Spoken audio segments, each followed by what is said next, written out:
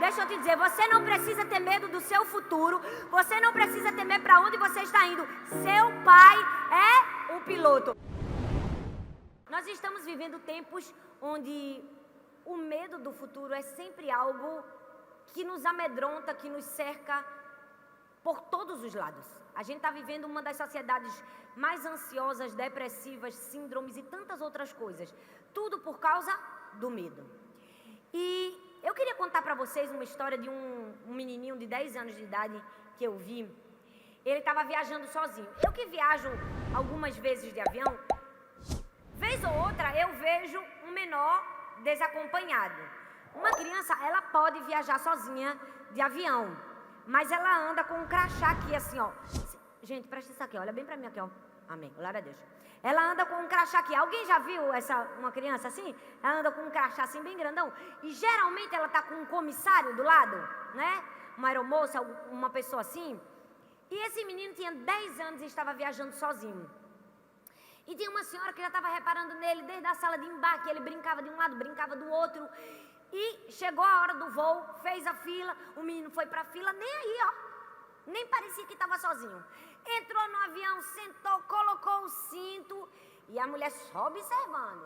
E aí o avião decolou, dá aquela barulhadazinha, né? Dá aquele balançado. E o menino nem tchum, minha gente. Tranquilo, do jeito que estava, tranquilo. Quando o avião decolou, puxou um bloquinho de papel, lápis de cor, começou a pintar, desenhar. Mas no meio da viagem aconteceu o quê?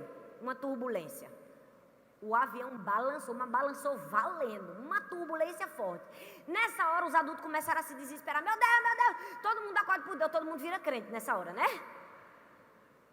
E foi aquele alvoroço dentro do avião e aquela gritaria, todo mundo pensando que ia morrer. E o menino lá bem calmo, pintando do jeito que estava, continuou. E a senhora intrigada de ver aquela criança viajando sozinha e tão tranquilo daquele jeito. Quando passou a turbulência, ela chegou junto dele e disse assim: meu filho, veja, eu estou lhe observando desde a sala de embarque. Eu vi que você está sozinho e que a gente passou por tudo isso e você está aí tão tranquilo. Você não tem medo de morrer não, desse avião cair? Perceba que ela pintou o pior cenário para uma criança de 10 anos, né? E aí aquele menino olhou para ela e respondeu: por que eu teria medo? Meu pai é o piloto.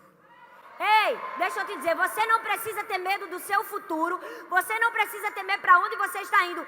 Seu pai é o piloto. Mas sabe qual é o problema da gente? A gente faz da vida um avião.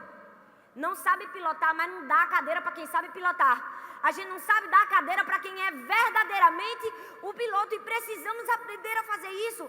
Ei, sabe qual é o nosso problema? A gente está gastando todas as nossas energias tentando descobrir qual é o destino. Na primeira turbulência, a gente se desespera e às vezes a gente faz como aquela mulher, pinta o pior cenário possível do nosso futuro. Deus nos chamou para crermos que há um futuro de paz e de esperança preparado para mim e para você. Amém? Mas, gente, vamos falar a verdade. Medo e incerteza do futuro, quem nunca passou? Quem nunca fez a pergunta: será que um dia eu vou me casar? É ou não é, gente? Ixi, gente, vocês nunca perguntaram isso aí não, pô, eu perguntei várias vezes. Eu disse: Deus, eu quero casar, Senhor. Quem nunca perguntou: será que um dia eu vou ser mãe? Talvez você tenta há muito tempo. Quem nunca perguntou: o que é que vai acontecer comigo quando eu fizer 60 anos? Será que, em tempos de reforma da Previdência, será que eu vou conseguir me aposentar? Perguntas sobre o futuro sempre nos cercam, porque nós estamos em constante medo do futuro. E hoje eu quero falar para você na história de duas mulheres que tinham tudo para ter medo do futuro, tudo para ficar angustiadas e desesperadas. E na vida e na história de cada uma dessas mulheres, nós vamos aprender 3 lições, fala comigo, 3 lições para viver sem medo do futuro. Amém? Você sabe quem são essas mulheres? Ruth e Noemi. Abra sua Bíblia aí no livro de Ruth, por favor. No capítulo 1, a partir do verso 1.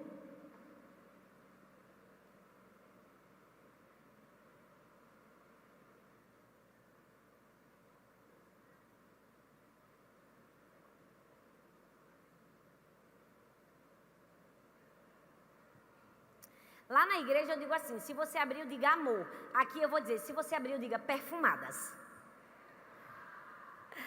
Glória a Deus, que esse povo lê a Bíblia, glória a Jesus, vamos embora. Ruth capítulo 1, a partir do verso 1 diz assim: no tempo em que Israel era governado por juízes, houve uma grande fome naquele país. Por isso um homem de Belém, da cidade da região de Judá, foi com sua mulher e seus 2 filhos morar por algum tempo num país chamado Moabe. O nome desse homem era Elimeleque e o da sua mulher Noemi. Os 2 filhos se chamavam Malom e Quilion. Essa família era de Efrata, um povoado que ficava perto de Belém de Judá. Eles foram para Moabe e ficaram morando ali. Algum tempo depois, Elimeleque morreu. Fala comigo, morreu. E Noemi ficou com 2 filhos, que casaram com moças moabitas. O nome de uma delas era Orfa e da outra, Ruth. Quando já fazia quase 10 anos que estavam morando ali, Malom e Quilion também morreram. Fala comigo, morreram. E Noemi ficou sozinha, sem os filhos e sem o marido. Esse texto nos fala a história de 2 mulheres que tinham tudo para ter medo do futuro.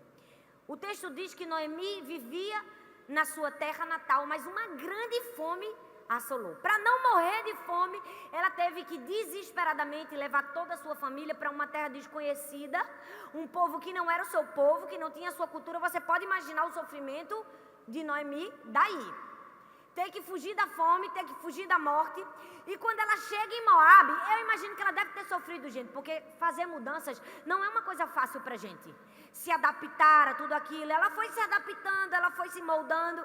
E eu imagino que no começo foi muito difícil. Mas eu fico imaginando ela, depois de um tempo, as coisas foram melhorando.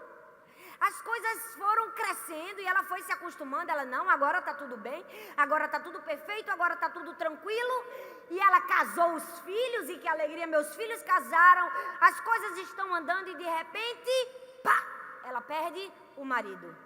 Depois ela perde os 2 filhos e se vê sozinha. Você imagina a dor que é perder tudo o que você tem. Marido, filhos, casa, recursos. Ela estava só, sem dinheiro, sem ninguém. E essa história nos fala 3 verdades para não termos medo do futuro. A primeira delas é, entenda, Deus é o dono do futuro. Fala comigo, Deus é o dono do futuro. A Bíblia diz em Jeremias 29:11, eu é que sei que pensamentos que tenho a seu respeito, diz o Senhor. Pensamentos de paz e não de mal, para vos dar uma esperança e um futuro. Deus é o dono do futuro. Precisamos confiar em Deus. Sabe por quê? Porque o futuro não é um tempo. O futuro é um lugar. Deus já esteve no nosso futuro. Deus já planejou o nosso futuro. A gente só precisa confiar. Deus é o dono do meu futuro. E deixa eu te dizer, Deus é digno de confiança. Mas sabe qual é o nosso problema? Nós colocamos filtros humanos e imperfeitos num Deus perfeito. As pessoas falham com a gente transfere para Deus. Ah, meu marido me traiu, Deus também pode me trair. As pessoas fizeram o que não deveriam fazer comigo, será que Deus também não vai fazer? Isso não é uma coisa consciente, ninguém pensa mal de Deus. Mas ao mesmo tempo a gente pensa, será mesmo que Deus tem um futuro de paz para mim?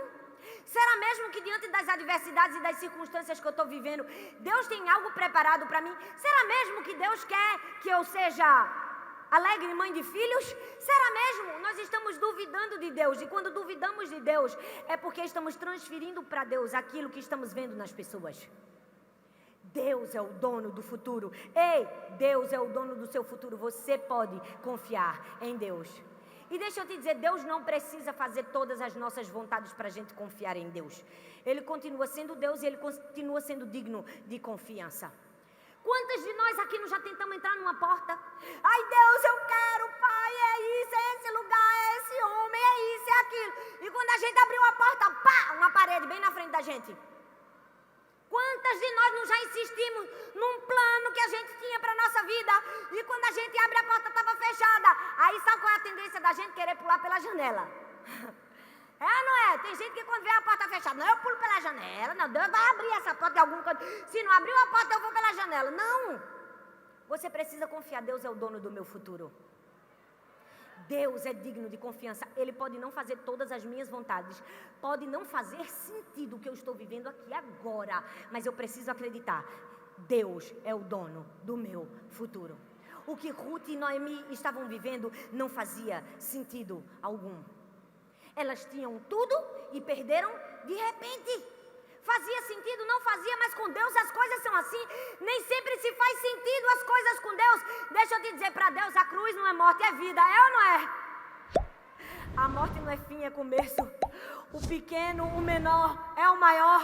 O último é o primeiro, minha filha. Com Deus as coisas não vão fazer sentido, mas você precisa acreditar e confiar. Deus está arquitetando um plano. Ele é o dono do futuro. Para mim, o que foi luto, perda, dor e sofrimento, hoje é cura e restauração na vida de muitas pessoas. As coisas às vezes não fazem sentido para a gente, mas faz todo sentido para Deus. Você precisa confiar. Deus é o dono do meu futuro. Ele é digno de confiança. Eu vou depositar a minha confiança nele. Por quê? Porque ele é o piloto. Ele é o meu pai. Ele está me levando para um lugar de segurança.